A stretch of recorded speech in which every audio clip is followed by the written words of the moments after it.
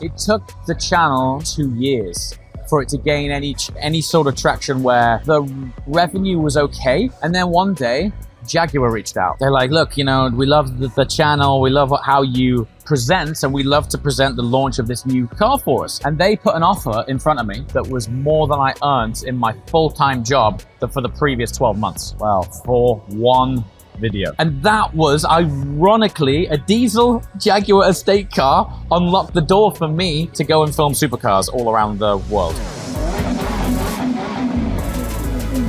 One of the reasons why we signed up to the Gumball Rally is because of the people that we were going to meet. I had the pleasure of meeting and driving alongside the likes of Shmee 150, the DDE boys, Pog Forever, and my next podcast guest, a guy called James Walker, aka JWW. Now, he was an Aventador Roadster S with his co-driver, Mr Gumball Rally himself, Maximilian Cooper. James is a YouTuber, entrepreneur, and someone that knows a thing or two about cars. So I pinned him down at the Hard Rock Hotel in Miami to have an in-depth conversation about the Gumball Rally and YouTube, cars, etc. Hope you enjoyed this episode.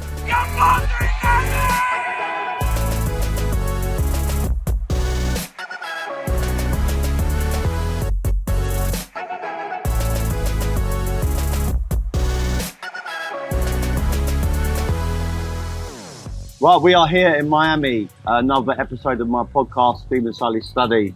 James, thank you for your time today, and mate, it's a pleasure to be here. It really is a pleasure to meet you. We've just come off the back of a hell of a ride, haven't we? Oh, you know? God. So if either of our voices sound suboptimal, it's because we've just been on the week of our lives on Gumball 3000. I've got to tell you, it's been fantastic, but it's been brutal. It's been non-stop. My whole body, I mean, my hands, my mouth, like bloody my legs, everything's killing. So, yeah, we're over here because of the Gumball Rally. Yeah. Quite naturally, the cars, the destinations, but the best thing I've got out of it is meeting good people. Likewise. And you're definitely one of them, man. That means a lot, man. Thank you. Thank you very much. So, you're known as Mr JWW. Yes. You told me earlier, but what does that stand for? So it's James William Walker. I kind of half joke these days that if I realized that this was going to gain any traction, I might not have called it JWW. Not because I don't like it, but if you try saying it, it doesn't roll off the tongue. So it's been funny, actually, when we've rolled into various stops here, I've heard various different people shouting different abbreviations of it. Yeah, yeah. Oh, J-Dubs. I'm like, that's a good one. You know what I mean? Yeah. So, and that name came about because when I was, ground zero, day one, I'm on YouTube and I'm setting up this new account just so I could kind of dabble. It wasn't supposed to, or I never believed it would gain the traction it did. And I'm sat in front of the YouTube page, twiddling thumbs going, what do I call this? And at the time I had a JWW number plate on my car. I forgot what it was, something JWW. And I'm literally at my desk. I glance out of the window. I see the reg and I go, oh, Mr JWW, that'll do. And that's literally how that happened. So there wasn't a huge amount of thought into it. Yeah. But it seemed to have worked. But every now and again, when I'm on a podcast and we go JWW 12 times, I'm like, now my mouth's hurting. So was your destiny always going to be, media, creating content, YouTube, or was you on a different path before you got into that? Right. I've got a quite strange story. And what I'm about to tell you, I've told this story before and people don't believe it because of what I do now. But when I grew up as a kid, I had quite a bad stammer, really quite bad. So when I was at school, I had a permanent sick note because I couldn't talk, right? I mean, I was, everything was James, like this, right? And it was bad. So, when I was growing up as a teenager, I would walk around school with headphones on so I didn't have to speak. So no one could, talk to me. But I always had this passion for film, and I think this stemmed from I had a love for skating. Motocross for me was big, and motocross at that time, it was on DVDs. The odd one was on VHS, and like I would used to try and scramble around and find as much of this stuff to consume as I could. And I was just used to love seeing these guys, these like really small independent teams of just passionate people with like pretty basic cameras make these productions, right? So this is where this love for film came from. But the two for me, not being able to talk right, and cameras, I always thought I was destined to be behind the camera. And so when I was at school, I used to film me and my friends when we would go on a skiing trip, right? That was our like annual one thing I would film, skiing, snowboarding. And then we passed our driving tests, and when I was like, forget skiing, let's, film cars. So this started probably when I'm like 17. So technically I've been filming cars and editing this kind of format since I was around about 17. Yeah. And there was supercars?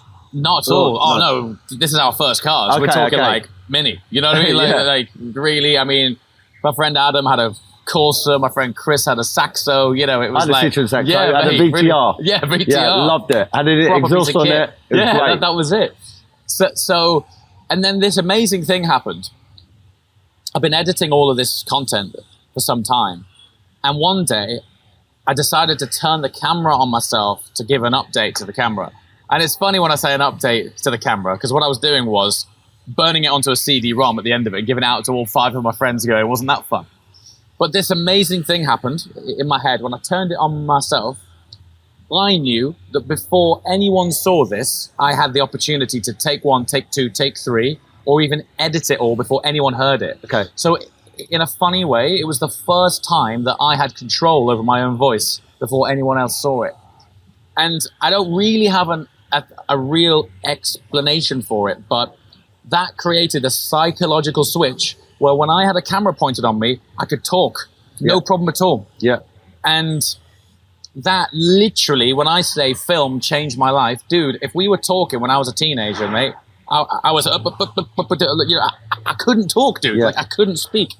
So when I say film changed my life, film changed my life, right? So the audience thinks, I'm diehard passionate about cars. Yes, I am. That's my like subject. Yeah. But really, I mean, we now have a fairly substantial team. And the only thing we haven't outsourced is the editing.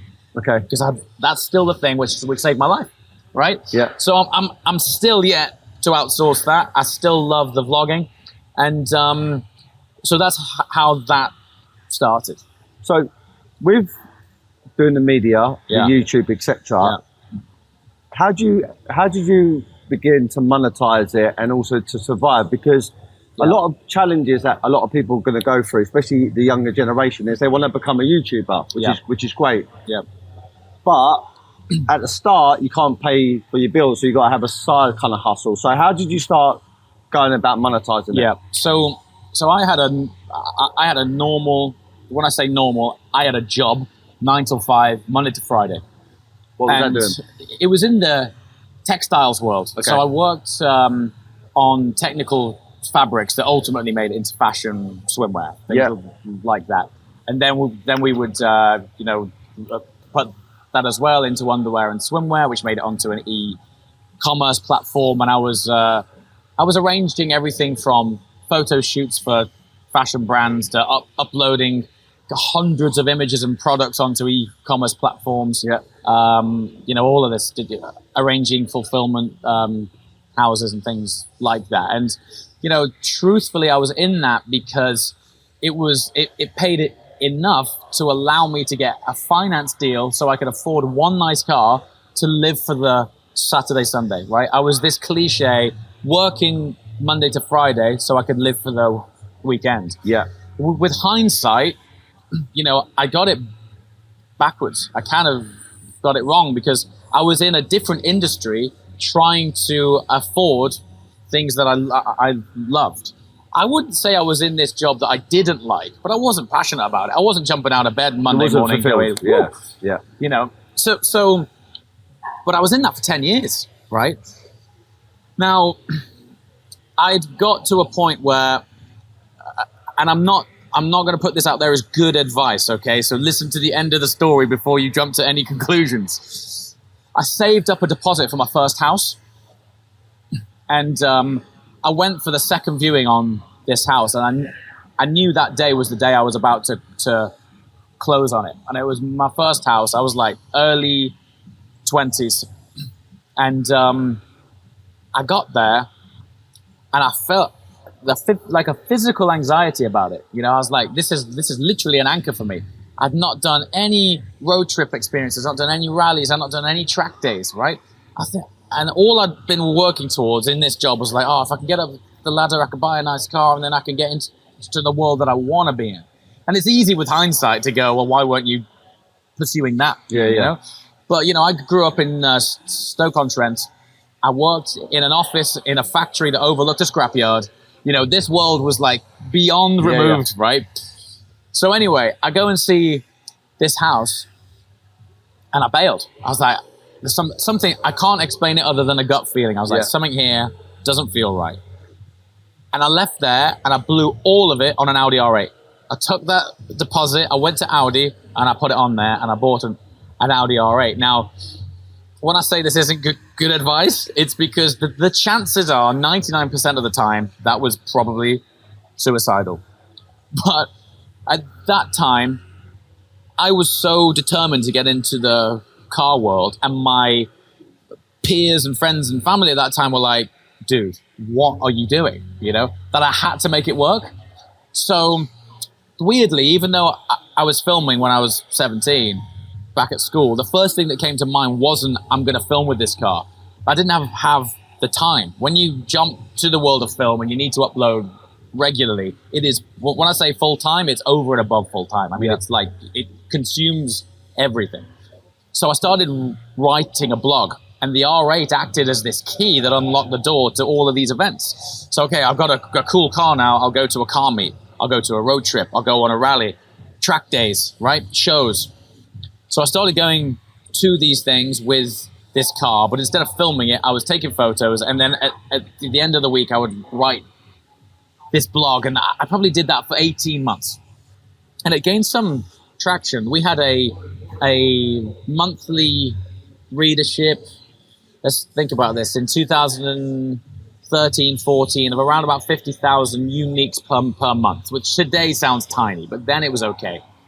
And why that's important was it got to a point where I found that I was in some very exciting situations, not dissimilar to what we've just done, finding there's only so much I can write about this and share photos of this to describe how something sounded or how something looked. And I was like, do you know what? I used to enjoy filming. I'm going to, next event, I'm going to film something. So I could go out on this trip in the R8, film something, stick it up online. And the only reason I put it on YouTube wasn't to set up a YouTube account. It was to have a hosted video to put it on my blog. I didn't even think about it at that time, right? So I stuck it up.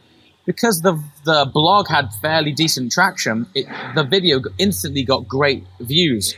YouTube picks it up and goes, for whatever reason people like this, it's because it was hosted on this blog. Yeah. And this video did 500,000 views in 2 weeks. Wow. Which today is bonkers. So, and how many years ago was that? This is 2015. Wow. So 2015, 500,000 views. I'm like, what? Incredible. I'm like, what just happened? Like, when I look back, I know why now. But at the time, I was just like, I need to host this so that the audience on the blog can see it. But what actually happened was I gave it a guaranteed 50,000 views straight away.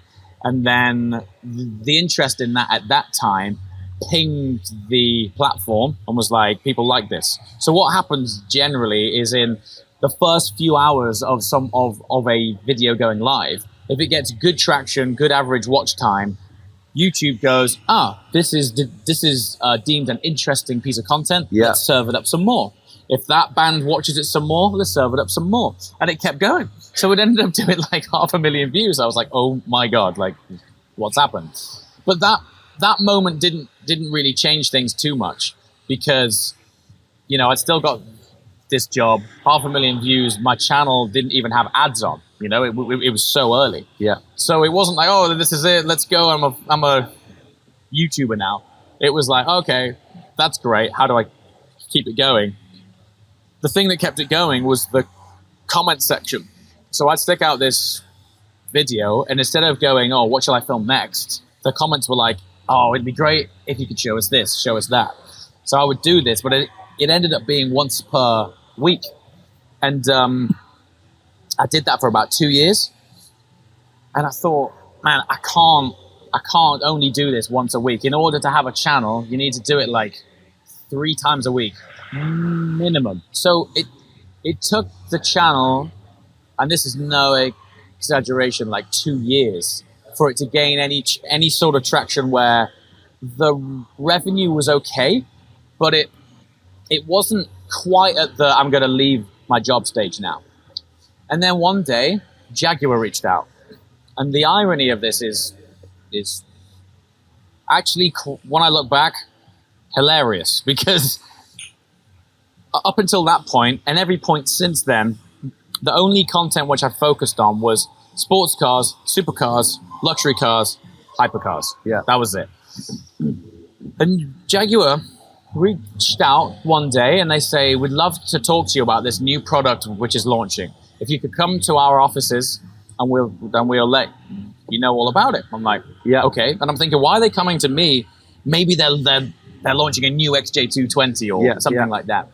So I get there, and at that time there was a media agency called Spark 44. They were based in London, and they'd done so much work with Jaguar or JLR that I think JLR ended up sort of acquiring them, and they became their sort of in-house sort of media agency. Okay. Really. So I go down there. We're in these big flashy London pad, and I walk in the door. They make me sign this NDA, and I'm like, what's this about? You know, if they're making me sign an NDA, it's a big deal.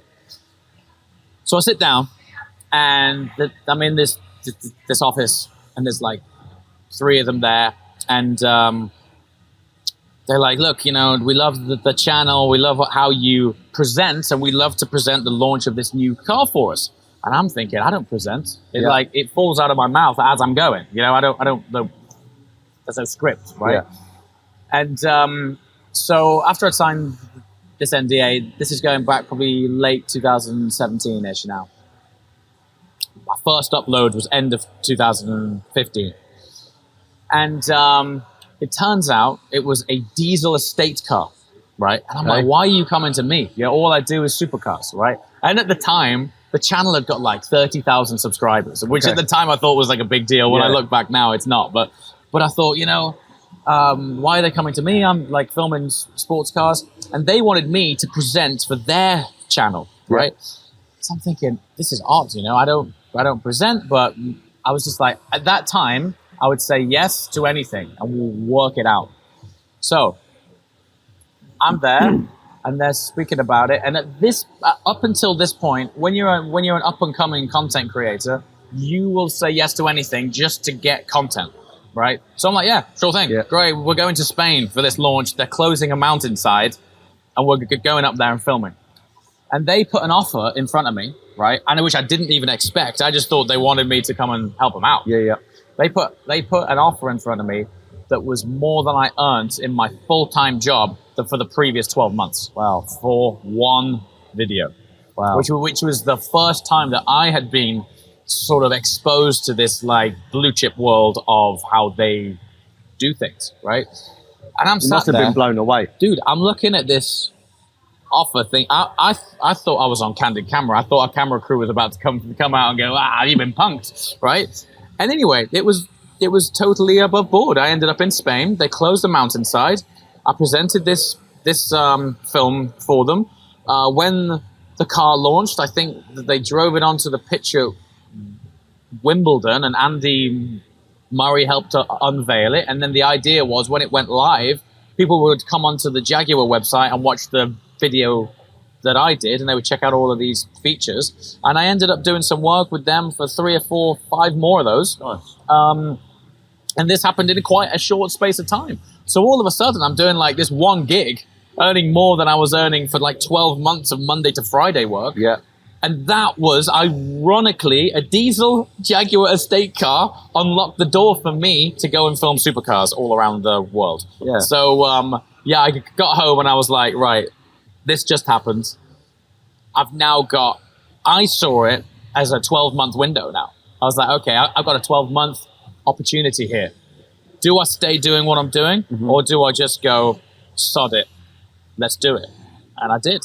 I stepped out of the 9 to 5 world, and I committed to filming as much content as I could, as often as I could. And that's when the whole thing just J-curved, you know? And I guess it's this cliche. It almost sounds like something from a Richard Branson handbook, but it's like, do what you love and the rest will follow. When I committed 110% to doing that, my life changed. So, consistency is always number one with anything you do. But you said you went from 1 video a week to 3 long form, and then you got your shorter form ones in between. Yes. How come that made such a big difference?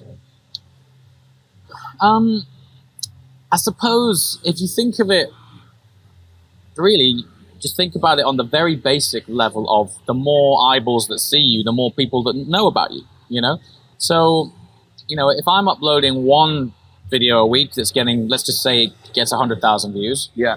And I'm uploading 3 a week that get 300,000 views, that's 200,000 more people that know. Yeah. Right?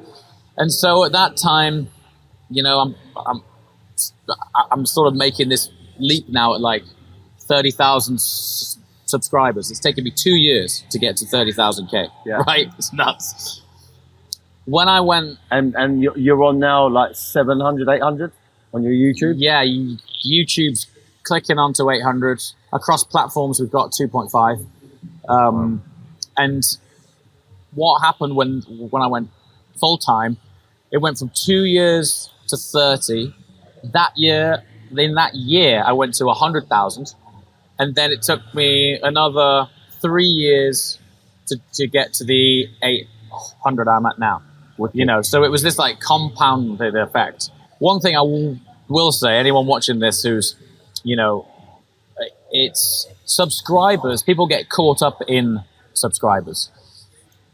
The views are important. It doesn't matter how many subs you've got. It's what people watch it. Yeah. So while I've got, heading on to 800K on YouTube, the channel's had 170 million views. Wow. So subs aren't important. Views are important, right? So the subs thing for me is a bit frustrating because when you get into the world of working with brands and brand partners, they're quite top line. It's evolving quite fast now and brands are starting to understand it a lot more. But when I first started speaking with brands, it was all about subs, right? It was all about subs. And they were like, oh, you've only got 120,000 subs. I'm like, but my last video did 700,000 views. Yeah. So I'm like, you want the eyeballs, not the subs. So, focus on the views, not the subs. Do you know a guy called Tom Exton? Yeah, I do. TG. Absolutely. So he's been on my podcast. Right. Basically, Charlie Groove, who's the owner of the London Watch Show, we've done a 3-way conversation about cars, watches and art in my private art gallery. Nice. And what he said to me, in a roundabout way, he said, if you want to get hits, either buy a really nice supercar or get your arse or tits out. That's how you get the eyeballs. He said it with a bit of a joke. Yeah. But I can see why, because like I said to you, I've interviewed a few great people, Maximilian Cooper, obviously affiliated to cars, Lord Aline, Tom, etc. Yeah. And it does seem like the car kind of audience gets dragged into, people just enjoy it. People love talking about cars and watching them. The car world is really interesting because for me, it's not just about the cars. What seems to inherently come with cars is the wider culture and lifestyle associated with that. Yeah. So you just touched on art, watches, right? So with cars for me comes travel, art, watches, hotels, boats, planes, right? I mean, there's this big overlapping world of asset classes and interests and investments that come with that. You speak to anyone on the rally here, you know, everyone has an interest in something as well as cars. And I think that's kind of what fascinates from an outside audience, because it is inherently quite an aspirational space. Yeah, definitely. So talk to me about cars then. What cars have you got? Crikey. So let's think. I think on the channel now we've got 11 to 12 cars. Let's see if I can get this right. So we've got a McLaren Senna. Yeah. Unbelievable car. Oh, that thing is unbelievable. Yeah. And on track as well, it comes alive. Man, there was a few on the Gumball Rally, wasn't there? Yes. Yeah. There are. It's a great car. Shmi's got one as well, hasn't he does. He does. Yeah. They're just a really special thing. I think, you know, it's one of the last V8 non-hybrid cars, anyway, that McLaren made. Everything from here on out is going either V6 hybrid. We don't know if the successor to the 720S will be a V6 or not, but if it is, it'll be a V6 hybrid. Okay. They'll do a V8 maybe, but that'll be a V8 hybrid. So it's the last sort of hardcore V8 from that brand. They only made 500 of them. It's named after one of the greatest F1 drivers ever. So how much are they fetching now? Between 7 and 8. Yeah, between 7 and 800. When they first launched, they were going for crazy overs around 1.2-ish. Then they slapped. They went to around about 600,000, and now they're starting to come up again. And I think it's because they found their place, and people are realizing they made 500 of these cars, right? It's named after Senna. It's like naming a car after Schumacher, right? It's like, in fact, it's very similar to Ferrari doing the Enzo. Yeah. Right? So how come you didn't want to bring your Senna over here? It's in Dubai. Oh, right. Yeah. So I've got I've got the Senna in Dubai, and the 992 GT3 is also there as well. Do you partly live over there then? No, I just spend a lot of time out there. Okay. I should probably have a place out there. The last time I was out there, I was in the same hotel for 11 weeks. Wow. I was like, it's probably time to get an apartment. How come Dubai? So historically, before lockdown, when the clocks go back in the UK, you know, the industry and the environment changes. Like, we're short on daylight. The weather's terrible. Our industry generally kind of hibernates around that time, and creating content just becomes hard. It's just a slog, you know. Grey, wet, crap for cars. So in the past, before lockdown, we used to go and do a month in LA, during LA car show, you know, week. Yeah. And then after that, we would fly to Dubai, do a month there, and then it would be Christmas, and we just call it. But off the back of lockdown, the normal time frame that we would go to LA, there was still some restrictions. So we thought we can't really go there and do what we need. So we just extended our stay and did the full. As it happens, we intended to do 6 weeks there in Dubai, but we ended up doing 11. And the reason for that was during the end of our time there, Omicron started to raise its head. Okay. And friends back in the UK were like, mate, just do yourself a favor and stay there. So we did. So what was supposed to be a 6-week trip ended up being 11. Your car collection, you said about Senna. You got Senna. Yes. Worth about 700, 800K. Yeah. You also were going through the other cars that you got. Okay, so Senna, 992 GT3, 991 GT3, 997 GT3 RS 4 litre. We've got a McLaren 720S. We've got a Volkswagen XL1, which, if anyone listening to this going, what the hell is that? Google that thing. It's nuts. They made 200 of those cars. Plus, we got a GR Yaris.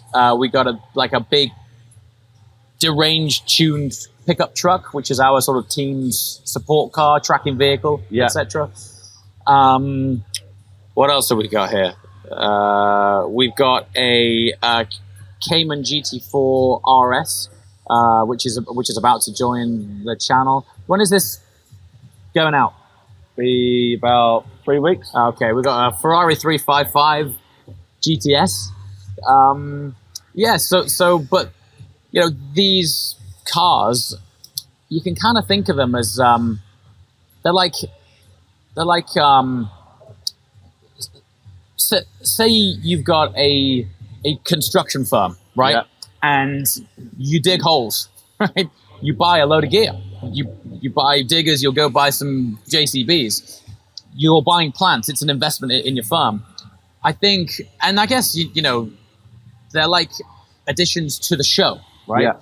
But I think it's important for the audience to contextualize that these are investments in the channel so that we can create content. Like the construction company buys JCB so that they can facilitate their job, we as a company are buying these cars so that we can create great content for the audience. And I think it's important not to get tied up on a personal level as James Walker that he's going out and buying all of these cars, because I don't want people to think, you know, I got to go out and buy cars to be cool. You know, that's not it. We are buying these things as assets to create content, which in turn grows the channel, right?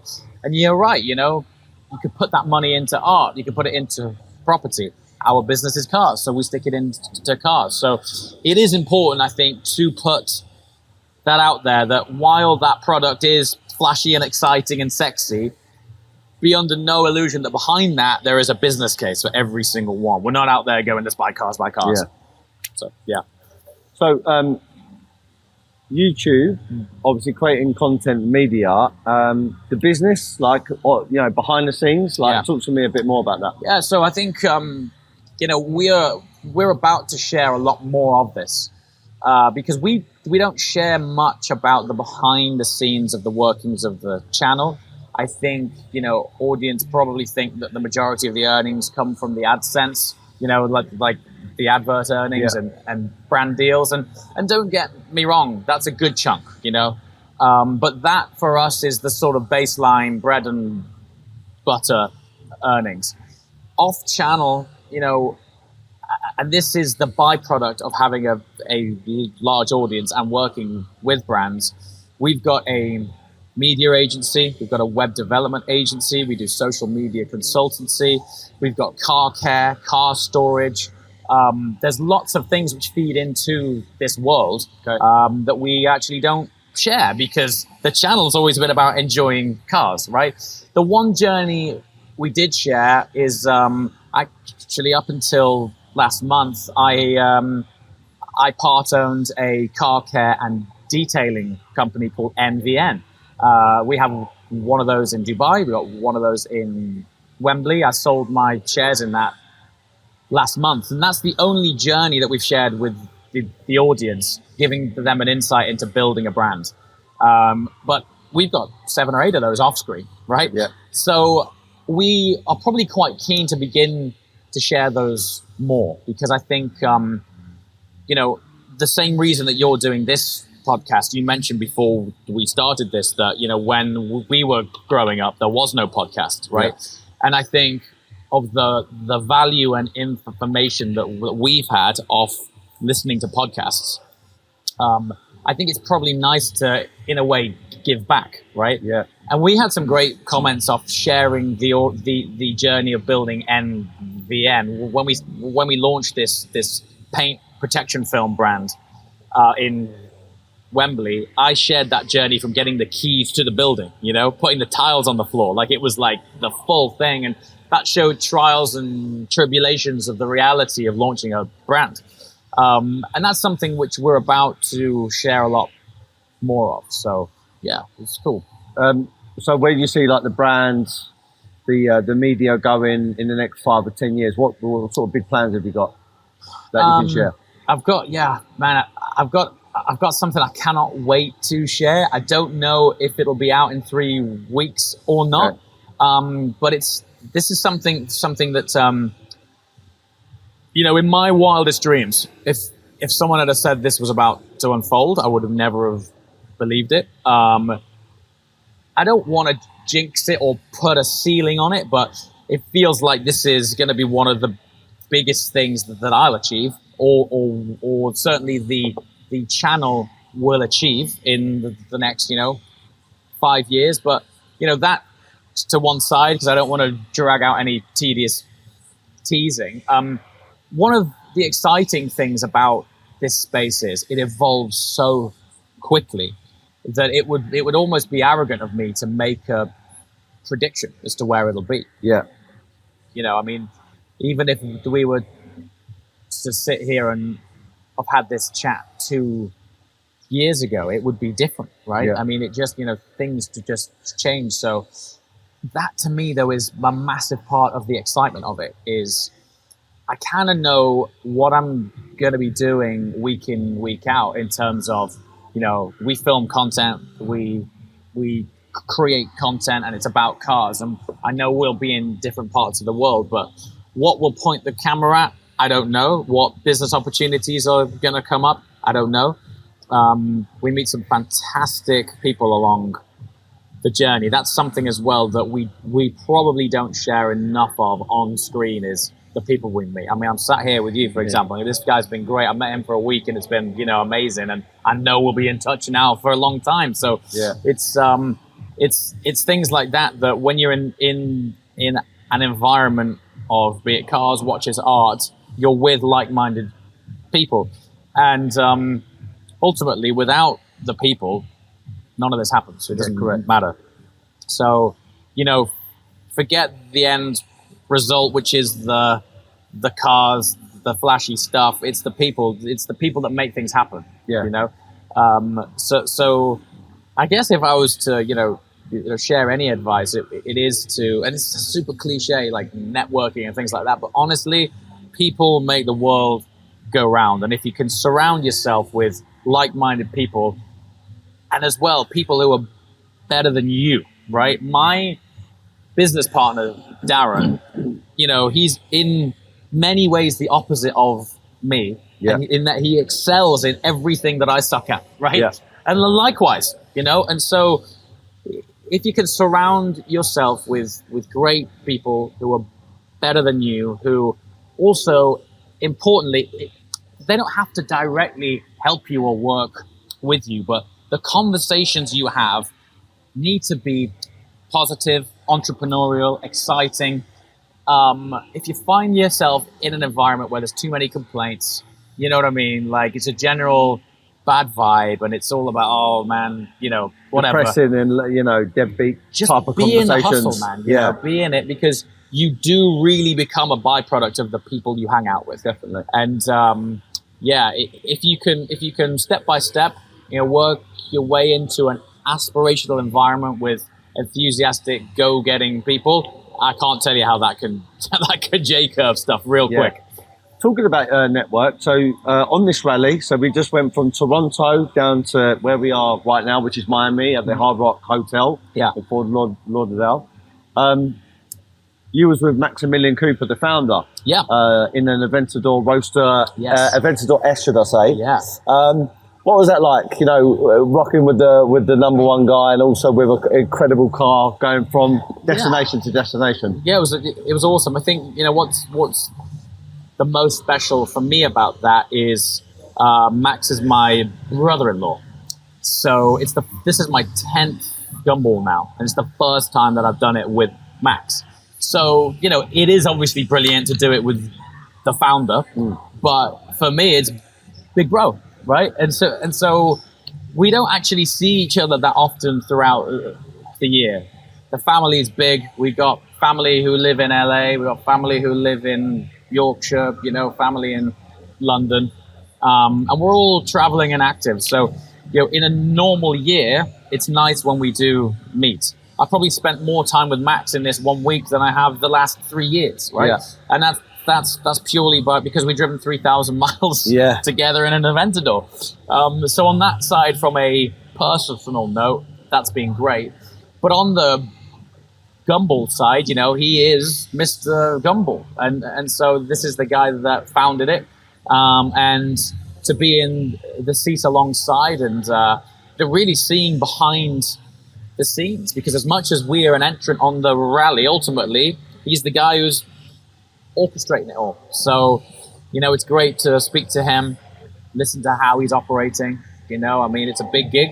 There's over 300 of us. Lots of moving parts. Lots of moving parts. You know, you've seen it. We'll roll into a town. It's like a rock concert everywhere. And, you know, him and his team are orchestrating this while traveling across the States, 3,000 miles. We're all on different time zones. Yeah. And to observe that, and this again is another example of, you know, easing your way into getting exposure to people that you might actually aspire to, because it just gives you context and examples as to how they work.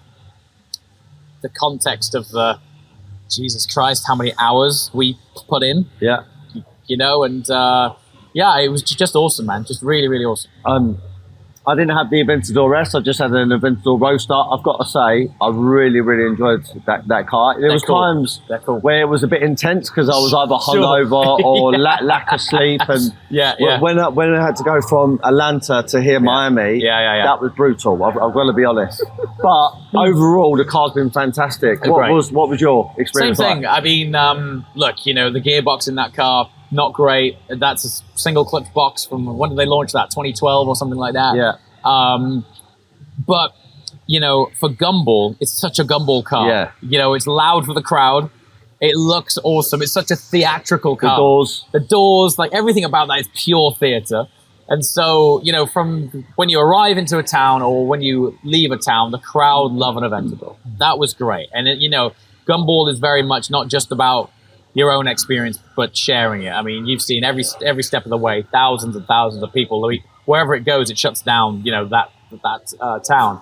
Especially the boy from DDE. Oh, man. The SVJ. Damon and Dave, crikey, that SVJ, you know, we've said this a lot, but that now cliche saying of it sounds like an F1 car for the road. That literally does. That actually sounds like an F1 car. It was unreal. So, you know, to roll in, everyone sees an Aventador, the first thing they go is, rev it, rev it. You know, that's what they want. Whereas if we were in a comfortable RS6 or something, you know, point to point, okay, probably would have been nice, but when you get to a grid, it's a little bit underwhelming, isn't it? Right? So I think for Gumball, perfect. Would I choose to do a 3,000 mile road trip on my own in one? Definitely not. But on the rally, perfect, you know? And yeah, I actually grew quite fond of it, you know, halfway through. I mean, look, visibility sucks. Gearbox is terrible. It drinks fuel with 2 straws. We were stopping 3-4 times a day for juice, right? But it's loud and fast and looks cool, so brilliant. That's Gumball. What would you say has been the favourite destination so far for you? Bardstown. Yeah, I've got to say, probably the same for me. Yeah, so Bardstown. People there are so nice. It is unreal. I mean, you know, I would say day to day, it was just a beautiful, relatively quiet town, you know. I think the biggest thing they've ever had there was a Christmas festival. Right. So when we rocked up in all those cars. Listen, the mayor was out. When I say the town was out, the whole town is out, right? I mean, this thing, someone got an amazing drone shot, you know, top down of these streets. And either side of the streets, the whole length of this high street was full, 3 to 4 people deep, you know? It was unbelievable. But not only that, it was the passion from them, right? Yeah. Like, and they welcomed us with open arms, and everyone was so happy for us to be there. Then we had this, like, local food, you know, and the food was incredible, and it was awesome, man. That was a really, really special stop, which, you know, to contextualize it further, we started in, you know, Toronto's equivalent of Times Square. Like, you would think that was awesome. And it was. But there was a surprise coming from this sleepy town, you know, and that was awesome, man. Yeah, I thought they were great people, and I literally had someone come over to me and said they've never heard anyone from South London before, like in person. So they would get me to talk all the time, which was a really, really experience for me. But yeah, it was great. Fabulous. I'm definitely want to come back on another Gumball. Good. Out of all the ones that you've done so far, I was going to ask you the question, which has been your favourite, but I guess there's lots of variations to that. Yeah, they're all so different. I mean, you know, one which stands out was London to Japan. I heard that was intense as well. I mean, dude, that was so intense. But you can appreciate why that one's like stand out from. It's just so exotic to fly your car from, you know. We drove from London through to Europe. We ended up in Bologna airport in Italy, flew the cars and had a checkpoint in Kazakhstan, right? And then the next journey was Japan, and then we drove the length of Japan. We landed in Osaka, ended up in Tokyo via some more interesting, beautiful places, and something special about literally being halfway around the world. That was cool. 19 for me, I was probably the most rock and roll, because I did it in an Aston Martin Vulcan, which is it's incredible. They made 25 of those. It was never made for the road. A friend of mine converted it to a road legal car, and so that literally was a race car for the road. That was really, truly special, standout the thing. I'm not sure if I'll ever out rock and roll that one. That was like hyper cool. And this one for me, not to get all soppy, but to do it with big bro-in-law was really nice. So each one is really special. But one thing I would say, and you found this out firsthand, is 1 week on the rally is enough for a decade's worth of stories. Yeah. And you meet some phenomenal people, go to some places why would we ever end up in Bardstown? You know what I mean? Yeah. Like, you go to some places you would never go. And the camaraderie and spirit that you get from it is just magic, Like, for me, obviously the driving, going to destination is cool. Meeting great people like yourself is great. But I like all the other little bolt-on things that Max added, which is, yesterday we played in Inter Miami, David Beckham's stadium for a football game, which was incredible. Sean Wright Phillips playing, and a bunch of other former athletes. Going in a NASCAR, which is, when would I ever probably do that? Go to NASCAR? Go to an Indy 500 race. That was insane. It's and this has happened in the last 5 days. Yeah. Right? I remember within the same, basically 48 hours, we did Indy 500. We found ourselves in a NASCAR, and then we were playing on the Inter Miami Stadium with NFL legends, basketball legends, our own football legends, rappers. This has happened in 48 hours, right? Toronto was 6 days ago. It feels like 3 months ago. It's incredible. Yeah. Right, I know you've probably got to see your family as well, James, and I just don't want to take too much of your time. It's really been a pleasure being on the podcast, mate. Meeting yourself and hanging out. We've been on the road together most days. Yeah. In a convoy, DDE boys, Shmee 150's been on it. We've had some good tear-ups on that motorway. Good, great tear-ups. So it's been a pleasure, mate. My last question to you is this. I come up with a mantra when I first started my first company when I was 24, 25 years of age. Okay. It's a sales company. And sales is all about positive mindset, working really hard, and putting yourself in a peak state. So I come up with a mantra, which it goes like this: be happy, never content. Now, I've got my own interpretation of that. If I were to ask you, Mr JWW, what does be happy, never content mean to you? I actually love that. I think it's great. I think being happy goes back to probably the beginning of this chat, where I said I was in a 9 to 5 that I didn't particularly enjoy. And then I flipped my life around by probably risking stepping out of the comfort zone to pursue something I love. So now I am happy in my day to day. I enjoy what I'm doing. But my goals, which comes to the never content, are higher than ever. Yeah. And I think these two come hand in hand. Now I found something that I'm happy doing and I love. Those goals to me are now real. Yeah. Whereas before, when I wasn't happy, working in a world which was so far removed from this, it wasn't even an aspiration, it was a dream. So being happy, do what you love, but don't rest on your laurels. Push yourself as far as you can go. And it's not about competing with others, competing with yourself. See how far you can go. I think, if you speak to anyone on this rally, it's the kind of an environment that, just by the nature of the entry fee of the rally, everyone in their fields has been quite successful. But when you speak to them all, you can feel this tangible energy from them. They are happy, you know what I mean? But by God, have these guys got goals. Yeah. So, I think actually Steve Jobs probably summed it up. It was stay hungry, stay foolish. And that was it. It was, you know, enjoy the journey, but be on a constant journey of adventure and discovery, and you'll never know how far it can go. You're a legend, mate. Thank you very much. Appreciate It's been a pleasure speaking to you. Thanks and hanging out. Thanks, buddy. God bless.